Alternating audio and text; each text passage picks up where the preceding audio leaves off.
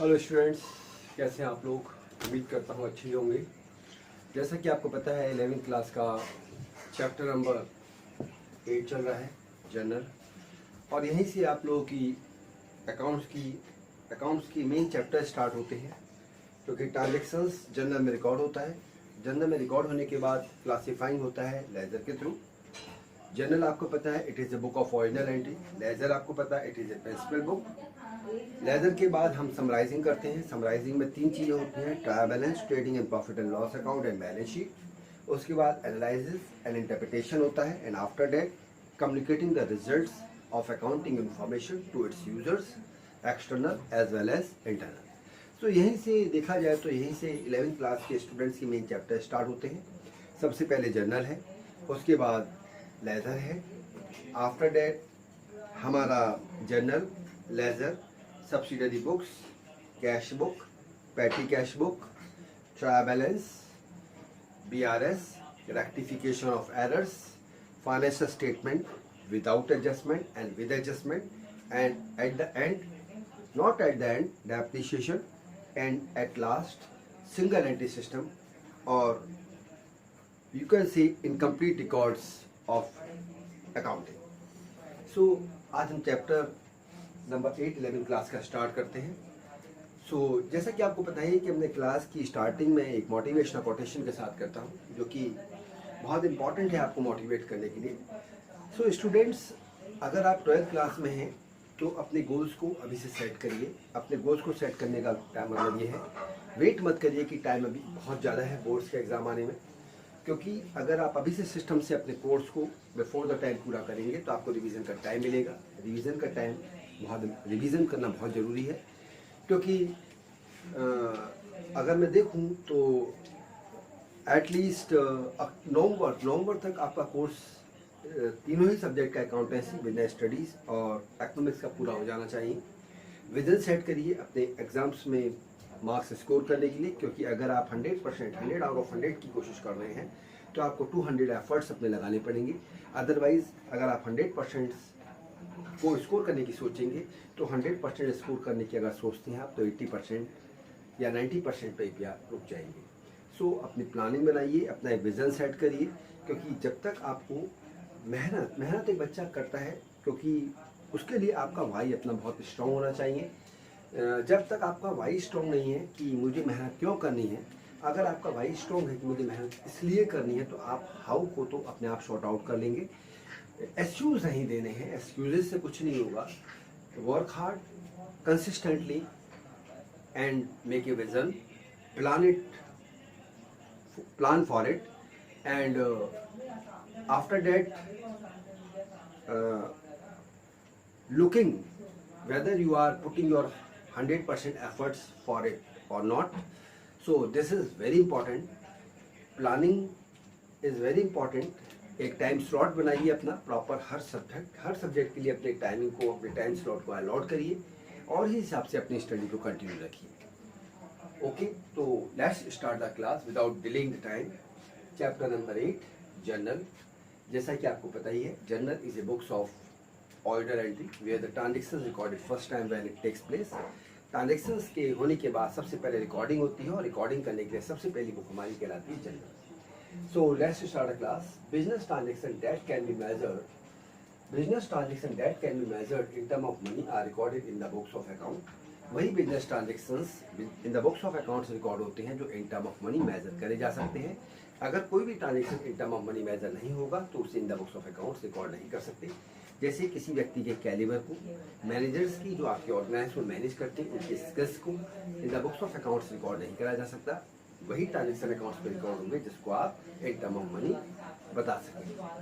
So business transaction can be measured in term of money are recorded in the books of accounts on the basis of evidence. Evidence is very important. No transaction can be recorded in the books of accounts if there is no evidence against the transaction, such as bill of purchase. Bill of purchase is the example of it. Invoice for sale, debit and credit note, which are known as source document. These books of accounts broadly classified in two parts: journal and ledger. Journal is a books of original entry where the transaction recorded first time when it takes place, and ledger is a principal book. General में transaction record करने के बाद हम उसे laser के through classifying करते हैं कि पर्टिकुलर हेड पर कितना खर्चा ऑर्गेनाइजेशन कर रही है, like capital, cash, salary, wages, fixed assets and many more.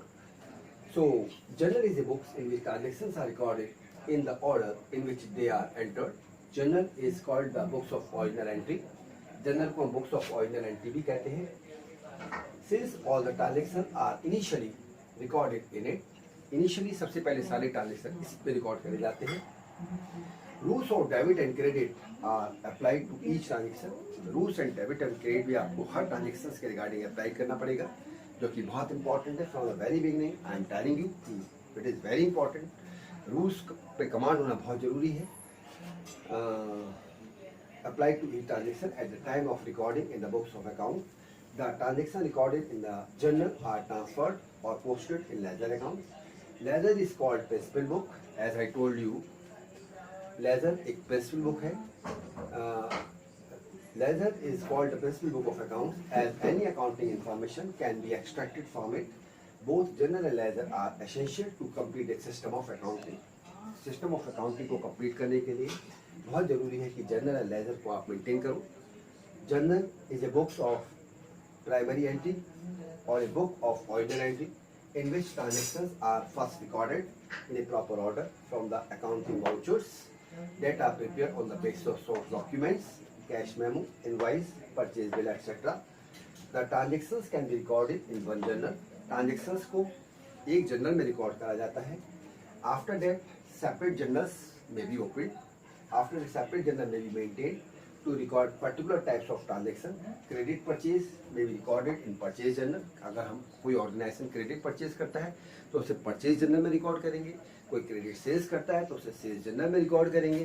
कोई परचेज रिटर्न है तो उसे परचेज रिटर्न जर्नल में रिकॉर्ड करेंगे. कोई सेल्स रिटर्न है तो उसे सेल्स रिटर्न जर्नल में रिकॉर्ड करेंगे. तो कहने का मतलब ये है कि journal is a books of transactions can be recorded in one journal. After that, separate journal may be maintained according to the requirement of the organization, and credit purchase may be recorded in purchase journal, credit sales in sales journal, purchase return in purchase journal, and so on. The separate journals are called special journal, special purpose books, and often called as subsidiary books. In special journal को subsidiary books भी कहा जाता है. जैसे कि मैं आपको थोड़ा बताऊं कि ट्रांजैक्शन को सबसे पहले जर्नल में रिकॉर्ड करा. जर्नल के बाद हम उसे रिकॉर्डिंग में जर्नल में करते हैं. जर्नल के सब पार्ट्स हैं, यानी कि सब्सिडरी बुक्स हैं, जैसे हमारी परचेज बुक हो गई, सेल्स बुक हो गई, परचेज रिटर्न बुक हो गई, सेल्स रिटर्न बुक हो गई, बिल्स रिसीवेबल बुक. तो स्टूडेंट्स, अब देखते हैं जर्नल का फॉर्मेट क्या है. जर्नल एक स्टूडेंट के लिए फाउंडेशन है. जैसे एक बच्चा एलकेजी, यूकेजी, नर्सरी में जाता है, वो सारी चीज़ें सीखता है. ठीक उसी तरह उन बच्चों के लिए जो 10th पास आउट करके कॉमर्स स्ट्रीम लेते हैं, उनके लिए जर्नल स्टार्टिंग चैप्टर है. जर्नल, और ये चैप्टर लाइफ में काम आने वाला भी है. अब जैसे हम कहते हैं कि टैली को क्या, टैली का मतलब क्या है, व्हाट इज टैली. जो चीज़ हम मैनुअल करते हैं उस चीज़ को कंप्यूटराइज फॉर्म में रिकॉर्ड करना टैली. टैली का मतलब transaction allowed in linear line yard. Transaction allowed in linear line yard, this is tally. अब टैली के कई वर्जन्स हैं. यहाँ पर हम चीज़ों को मैनुअल सीखते हैं, उसमें कंप्यूटर पे ही सॉफ्टवेयर बना है, उसमें हमें रिकॉर्ड करना होता है, राइट. और टैली एक मोस्ट डिमांडिंग कोर्स है, मोस्ट डिमांडिंग कोर्स है टैली का. तो अगर हम फॉर्मेट ऑफ जर्नल देखें तो date, particulars, LF, debit amount, credit amount. एक बिजनेस ट्रांजेक्शन मैंने लिखा है, commence business with cash ₹5 lakh. ये कंप्लीट एक ट्रांजेक्शन है. इस ट्रांजेक्शन के दो एस्पेक्ट हैं. टू एस्पेक्ट का मतलब ये ट्रांजेक्शन 2 एस्पेक्ट को इफेक्ट करेगा. जब हम कोई बिजनेस कमेंस करते हैं कैश में, तो एक तो एस्पेक्ट कैश हो गया, और दूसरी बात, जब एक बिजनेसमैन, एक एंटरप्रेन्योर अपना पैसा किसी बिजनेस में लगाता है तो उस बिजनेस के लिए वो कैपिटल बन जाता है. यहाँ पर बिजनेस एंटिटी कॉन्सेप्ट अप्लाई होगा. बिजनेस एंटिटी कॉन्सेप्ट क्या कहता है? बिजनेस और बिजनेसमैन दो डिफरेंट एंटिटी हैं. जब एक बिजनेसमैन बिजनेस से पैसा लगा देता है तो इन द बुक्स ऑफ अकाउंट सारी चीज़ें बिजनेस के पॉइंट ऑफ व्यू से रिकॉर्ड होती है, बिजनेसमैन के पॉइंट ऑफ व्यू से रिकॉर्ड नहीं होती, राइट. सो जब हमने बिजनेस से पैसा लगाया तो cash account debit, cash business में इनफ्लो ऑफ कैश हुआ तो cash account debit. Apply the rule of real account. Debit what comes in and credit what goes out. Business से पैसा आ रहा है तो cash account debit to capital account, capital is the liability, right. And narration होगी, this part is called narration, being business commence, this is the entry. And LF stands for laser folio, right. So आज की class में हम इतना ही discuss करते हैं। Next class में मैं आपके लिए लेकर आऊँगा at a glance traditional approach, modern approach, उसके बाद कुछ इंपॉर्टेंट चीज़ें और फिर न्यूमेरिकल प्रॉब्लम्स। लेजर एक फाउंडेशन है आप बच्चों के लिए जो 10th से 11th में पास आउट होकर आ रहे हैं।